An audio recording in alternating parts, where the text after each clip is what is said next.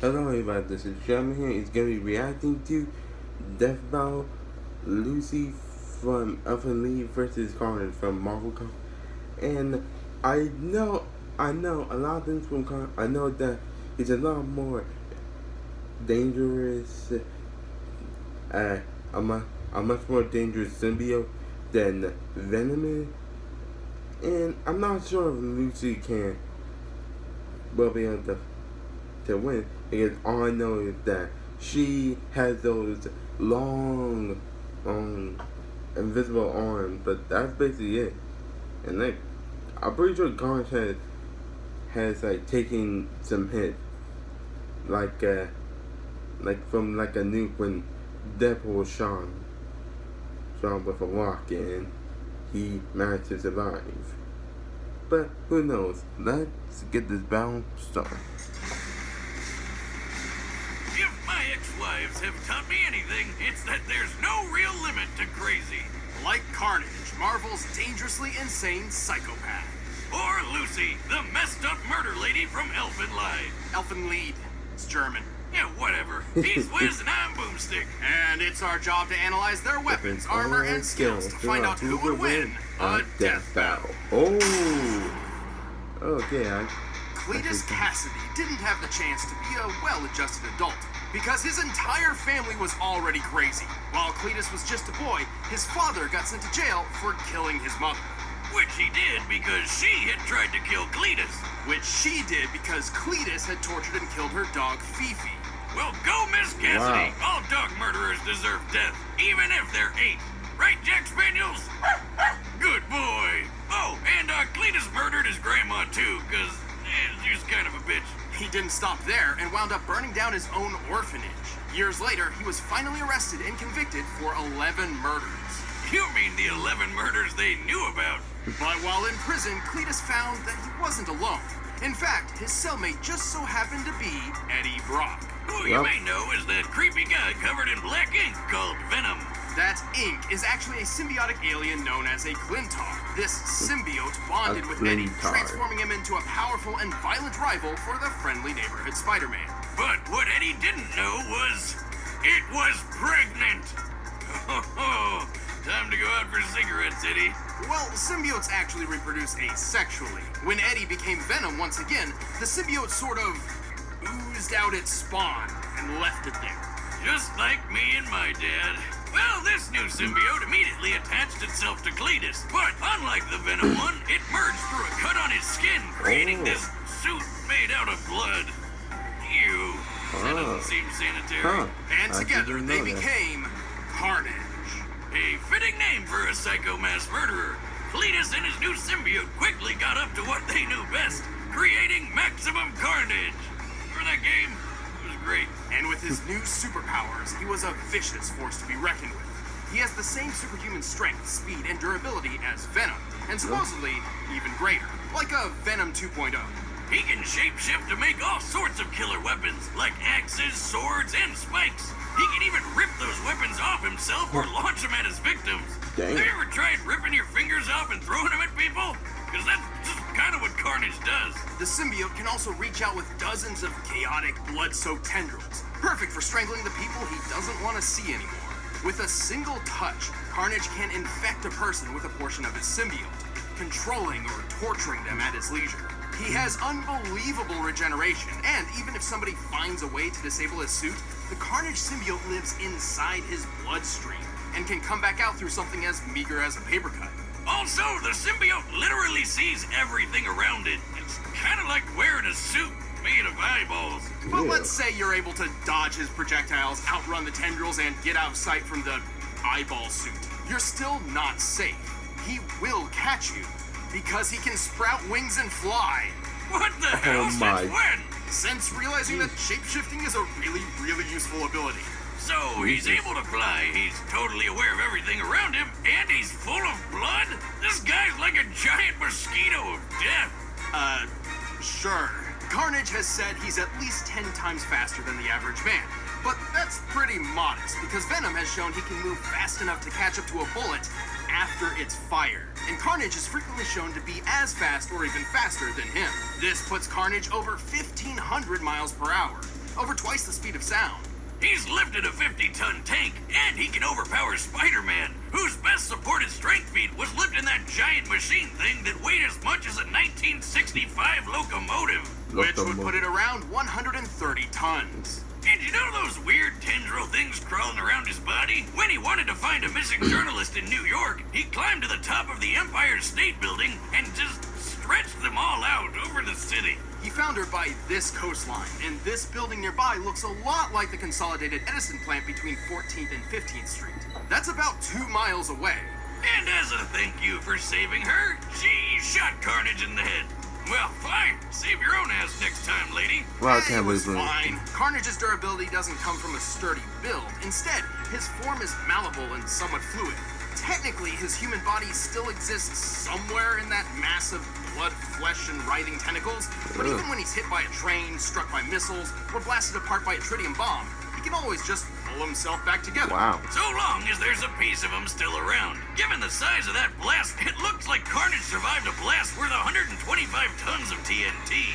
Very impressive. Also, he once smothered and survived a gene bomb designed to wipe out all of humanity except mutants. He's even survived being ripped in half and thrown into space. Seriously, what kills this guy? Well, he does share the same weaknesses as other symbiotes, namely extremely loud noises and heat. Well, until he traded the Sound One for a weakness against some Cthulhu-looking magic. Carnage has been through a lot, but with two minds as one, he always gets back up to keep doing what he loves. Murder, murder, and, you know, more murder. Carnage is chaos! Yeah, I don't think she's going to win. There are some mysteries the world holds which no one is meant to know. Every day, something, somewhere, comes ever closer to destroying everything you hold dear. One such secret is the Diclona. No big deal. They're just a race of crazy people who want to infect human beings to make more Dicloni and then wipe out all of humanity. Oh, look at the cute little horns. They look like kitty ears. To accomplish this, the Dicloni would have to rely on their queen, Carnage, better known as Lucy.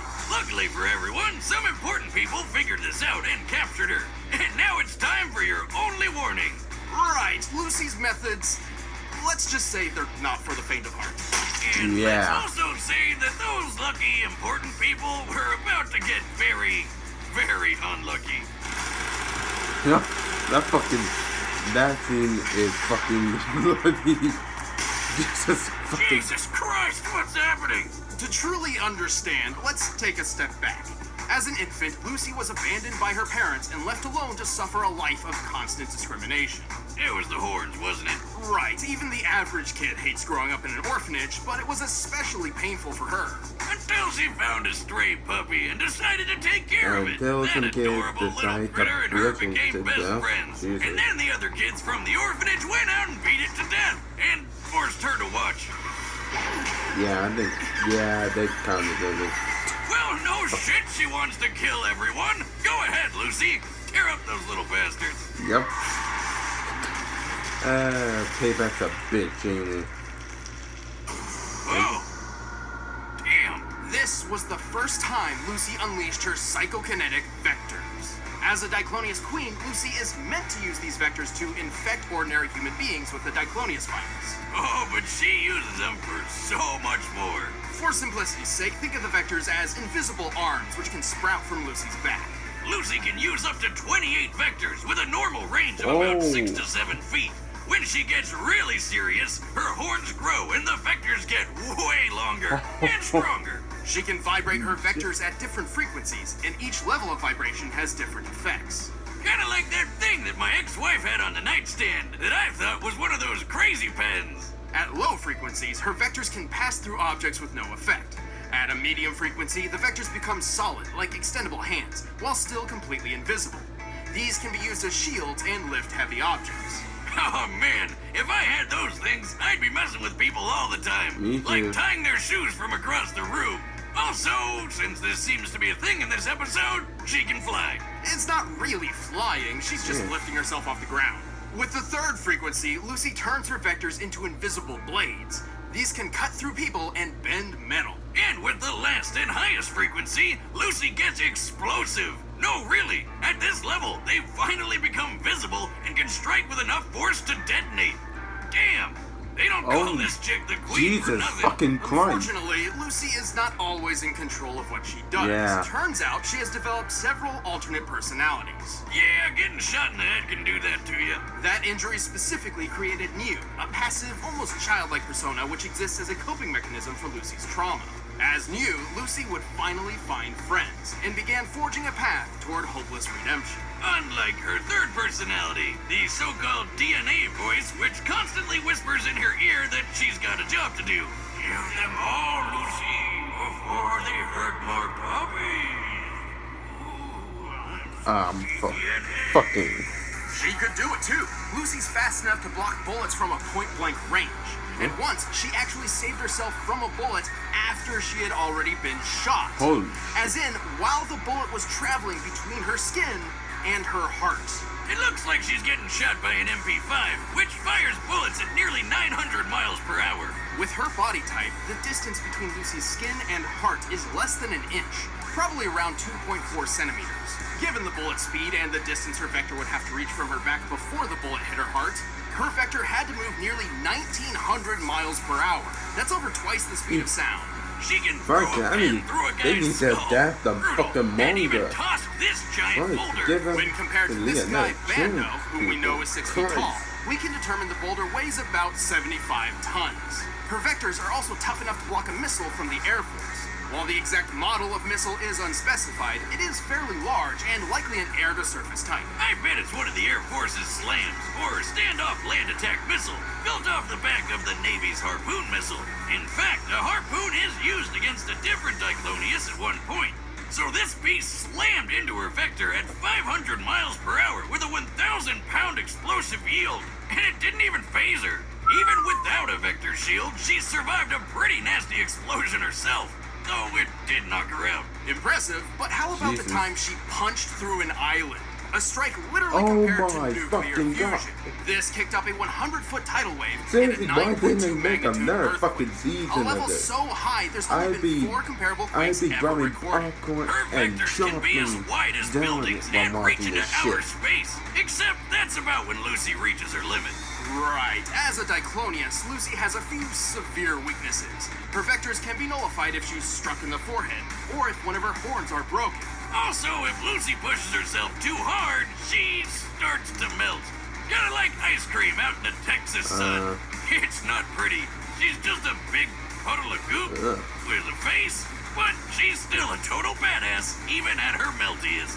While suffering agonizing pain, she was capable of single-handedly halting a massive military threat, while healing and protecting the person she loved most. Perhaps redemption wasn't so hopeless after all. Hey, let's watch her kill some more people.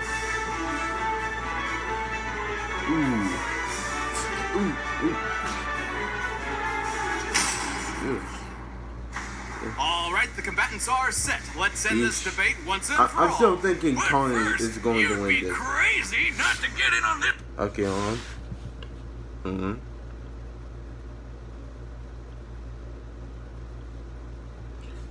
Okay. In all honesty, I'm not sure who's going to win now. Like, considering I saw the anime, like I was thinking, okay, maybe I missed some stuff. Maybe I don't know everything. But who knows? She probably still. But now I'm not sure. But I'm still going with Carnage because, like, they didn't really. Sure, she can probably get himself. But since they said he has survived so much shit, now I'm not even sure. But I'm still gonna go with Carnage. So let's see what will happen.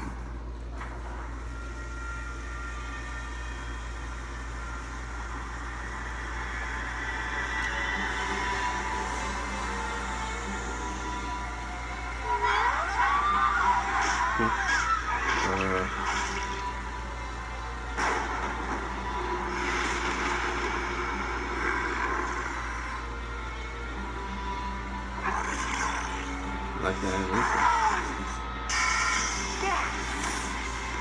God. Die.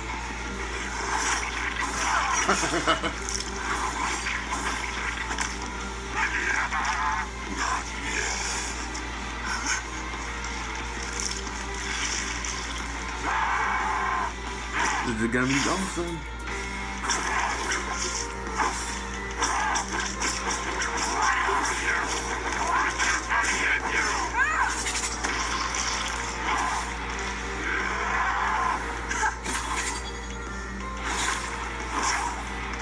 This is so awesome.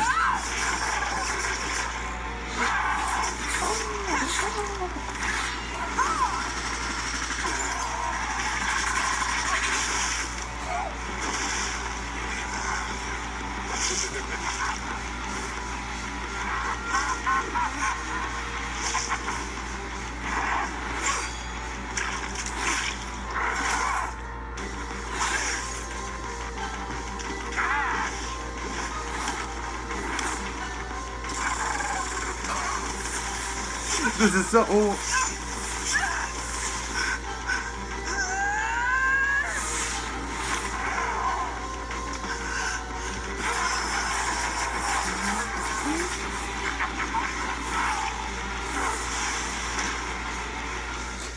It's me. You're bleeding. God, it's a starving. Oh. I didn't forgot about the whole blood thing and some shit. And Get back.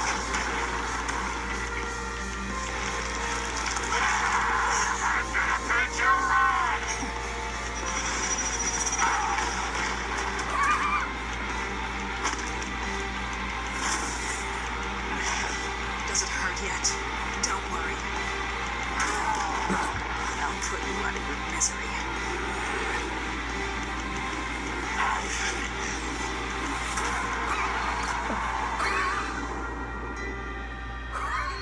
I hate you.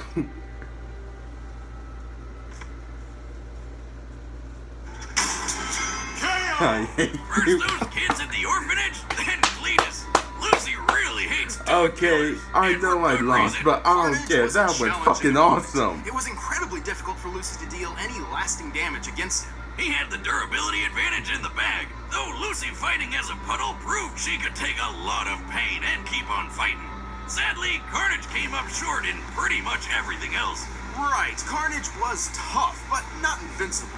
Even his surviving that gene bomb isn't quite as impressive as it sounds, since he had no other feats to even remotely back up planetary level durability, and Wait, the a bomb was more planetary akin to a level? biological Jesus weapon anyway. fucking- While Carnage's tendrils could pass speeds of Mach 2, Lucy's vectors once reached into outer space. By timing her accompanying monologue and comparing the longest vector's length to the curvature of the Earth, it's clear she reached over 2,400 miles in Shit, 20 man. seconds max. Way longer than Carnage's 2-mile feat. All this means her vectors were moving at least 440,000 miles per hour. More than 500 Jesus times the Christ, speed man. of I sound, need to. and 250 If they times need to faster make than another Carnage. fucking Good luck anime. getting past If not, that. I'm And gonna this have to was read really a the fucking biggest manga hurdle. now. With Lucy's redonkulous speed and Carnage's healing powers, it all boiled down to one thing. Who could hit the killing blow first? I mean, Carnage could respawn from scraps, so the only way to beat him for good was to totally vaporize him. And Lucy had the perfect answer to that. Remember that time she hit an island so hard she caused a 9.2 magnitude earthquake and a 100-foot tall tidal wave? Such a feat would require an enormous amount of explosive energy, approximately 31,000 tons of TNT, similar to the bomb that hit Hiroshima. It's literally compared to nuclear fusion in the Elfen Lied manga. Elfen Lied, it's German. The point is, in order to beat Carnage for good, Lucy needed to totally obliterate him, and she could do that. The heat produced within the initial impact of a nuclear explosion can reach temperatures up to 180,000 degrees Fahrenheit, more than 18 times hotter than the surface of the sun. And to top it off, heat was Carnage's biggest weakness. Even if Lucy's explosive force was just a fraction of this, it would still have been far too much for him.